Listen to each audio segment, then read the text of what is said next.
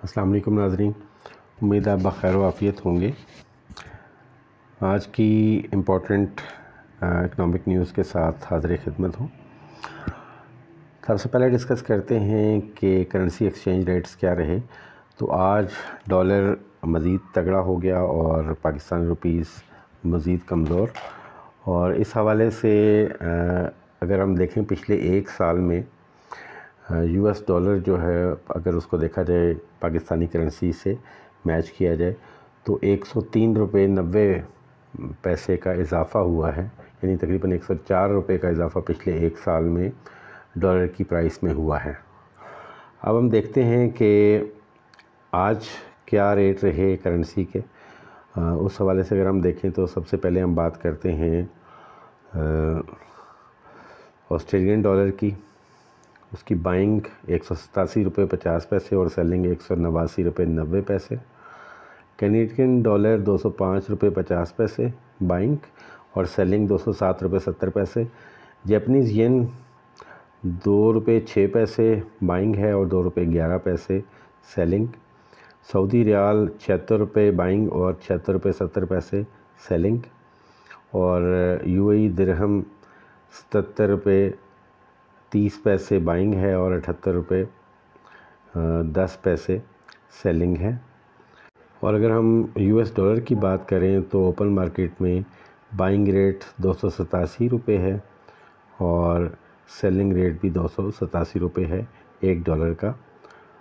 तो इस तरह हम देख सकते हैं कि डॉलर बड़ी तेज़ी से 300 के हदफ के करीब पहुंच रहा है।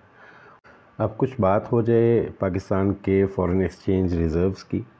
तो पाकिस्तान के जो टोटल फ़ॉरेन एक्सचेंज रिज़र्व्स हैं, जिसमें आपके प्राइवेट बैंक्स हैं उनके जो लोगों के रिज़र्व भी शामिल अगर कर लिए जाए तो 10.14 बिलियन हो गए हैं। और इसके मुकाबले में अगर हम देखें तो अगस्त 27 2021 को पाकिस्तान के टोटल रिज़र्व जो थे 27.228 बिलियन थे, यानी कि तकरीबन 17 बिलियन डॉलर्स की कमी हुई है पाकिस्तान में। और अगर हम देखें कि स्टेट बैंक के पास जो रिज़र्व्स हैं वो कितने हैं, तो वो 4.599 यानी 4.6 बिलियन डॉलर्स 2023 में हैं। और एक हफ़्ते में इनका तकरीबन 0.3 बिलियन का इजाफ़ा हुआ है। तो पाकिस्तान की जो इकनॉमिक सिचुएशन है वो हम आपसे डिस्कस करते रहते हैं, और उसमें यह है कि डॉलर को कर्टेल करने के लिए और जो फॉरेन एक्सचेंज डेफिसिट है उसको कम करने के लिए इंपोर्ट्स पे पाबंदियां लगा दी गई हैं। और इस वक्त हज़ारों कंटेनर्स जो हैं वो पोर्ट पे खड़े हैं और मज़ीद LCs नहीं खोली जा रही। तो इस तरह अगर आप देखें तो इंपोर्ट बेस्ड बिजनेसेस बंद हो चुके हैं, टेक्सटाइल मिल्स आपकी बंद हो चुकी हैं और बाकी इंडस्ट्री भी आलमोस्ट बंद होने पे खड़ी है। जबकि एक साल पहले अगर आप देखें तो पाकिस्तान फ्लरिश कर रहा था। GDP जो ग्रोथ थी वो 6% पे चल रही थी, एक्सपोर्ट्स बढ़ रही थी, आलमोस्ट 38 बिलियन पे चली गई थी और सारी टेक्सटाइल मिल्स अपनी फुल कैपेसिटी पे चल रही थी।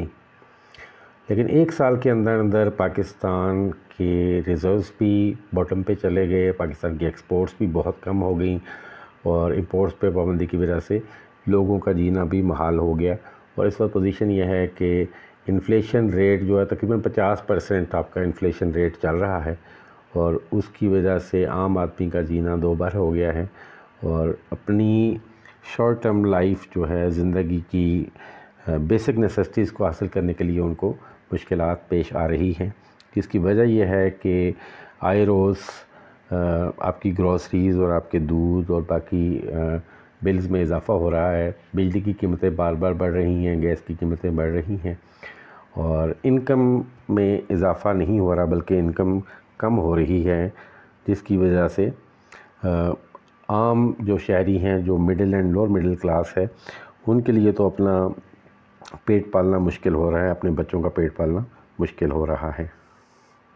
अब बात करते हैं पीटीआई के रहनुमा और साबिक़ वज़ीर-ए-आज़म इमरान ख़ान का जो केस था ख़ातून जज को धमकी देने के हवाले से। उसमें अदालत से बड़ी ख़बर आ गई है और उसमें यह है कि अब जो उनके नाकाबिले ज़मानत वारंट्स थे उनको काबिले ज़मानत वारंट्स में कन्वर्ट कर दिया गया है। इसका मतलब है कि इमरान ख़ान साहब आप जो है अपनी ज़मानत ले सकेंगे। अगली ख़बर ये है कि मुल्क में जो मुतअद्दिद बहरान चल रहे हैं इस वक्त, उनके साथ साथ अब दवाओं की किल्लत का भी बहरान आने की तवक्को है और बीमारियों की वजह से लोग अब आए रोज़ मेडिकल स्टोर्स पे जाते हैं और वहाँ से अपनी दवाएं ख़रीदते हैं।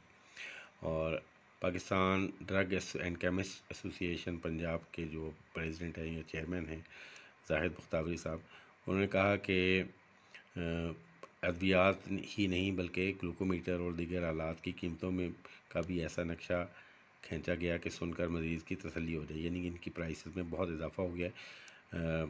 मैं कई दफ़ा पहले भी कह चुका हूँ कि मेडिसिन की कीमतों में जो होश रुबा इजाफा हुआ है उसकी वजह से जो रूटीन में जो लोग शुगर के मरीज़ हैं या दिल के या बाकी अमराज के मरीज़ हैं जिनको रेगुलर दवाइयाँ खानी पड़ती हैं, उनके लिए इन अद्वियात की कीमतों को अफोर्ड करना मुश्किल हो गया है। और अब यह है कि एक और बहरान ये पैदा होने का इम्कान आ गया है कि शायद ये ज़रूरी जो अद्वियात हैं ये शायद अब मुयस्सर ही ना हो सकें आवाम को। नाज़रीन, मैंने अपनी वीडियोज़ में बार बार ये कहा कि पाकिस्तान में फलों की तादाद फलों की प्राइसेस बहुत ज़्यादा बढ़ गई हैं। इस हवाले से इस वक्त जो फलों की कीमतें हैं वो लोगों की पहुंच से बाहर हैं और लोग जो हैं वो फ्रूट्स के बग़ैर अफ्तार करने पर मजबूर हैं।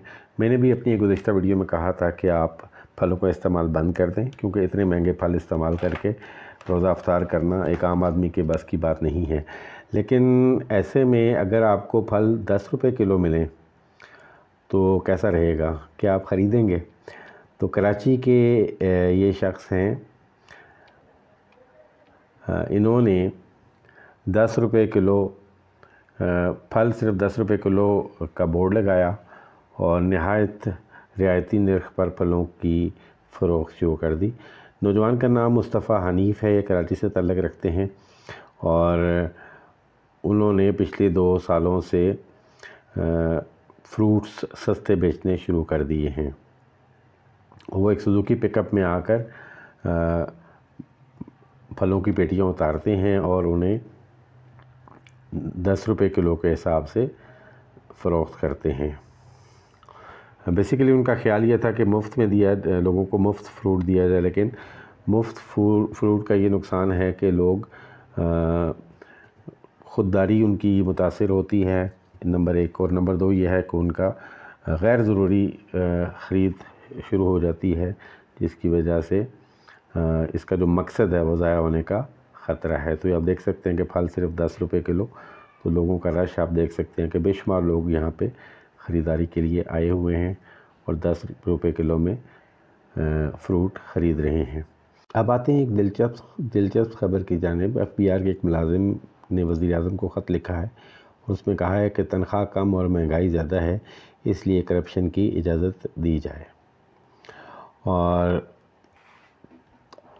मुलाजिम ने ख़त के मतन में कहा है कि महंगाई के बाइस घरेलू अखराजात तनख्वाह से पूरे नहीं हो रहे। घरेलू अखराजात 1,10,500 तक और तनख्वाह कम है। तनख्वाह नहीं बढ़ाई तो करप्शन करने की इजाज़त दी जाए। और घरेलू अखराजात पूरे करना मुश्किल हो रहा है, बल्कि नामुमकिन हो रहा है। इस हवाले से इस तरह के इक़दामात को अगर सपोर्ट किया जाए तो फिर करप्शन की कुल्ली इजाज़त दी जाए। इस हवाले से आप क्या कहते हैं कि इसका क्या सलूशन होना चाहिए? और ये जो ख़त लिखा है FBR के मुलाजिम ने, आप क्या समझते हैं कि उन्होंने ठीक लिखा है? अब आखिर में देखते हैं कि पाकिस्तान स्टॉक एक्सचेंज की क्या सिचुएशन रही। 27 मार्च 2023 को स्टॉक एक्सचेंज 58 पॉइंट की कमी पर क्लोज़ हुई और KSE 100 इंडेक्स वो 1000 की सतह पे आ गया। आज 135 कंपनीज़ के शेयर्स में इजाफ़ा हुआ और 154 कंपनीज़ की प्राइसेस में कमी हुई और 28 शेयर्स की प्राइसेस में कोई रद्द-बदल नहीं हुआ और टोटल 317 कंपनीज़ का कारोबार हुआ और टोटल वॉल्यूम 64 मिलियन शेयर्स रहा और जिनकी वैल्यू 2.5 बिलियन बनती थी और 42,803 टोटल सौदे हुए। आई होप कि आज की वीडियो आपके लिए इंफॉर्मेटिव होगी। हाज़िर होते हैं एक नई वीडियो के साथ। इजाज़त दीजिएगा। अल्लाह ने के बाद।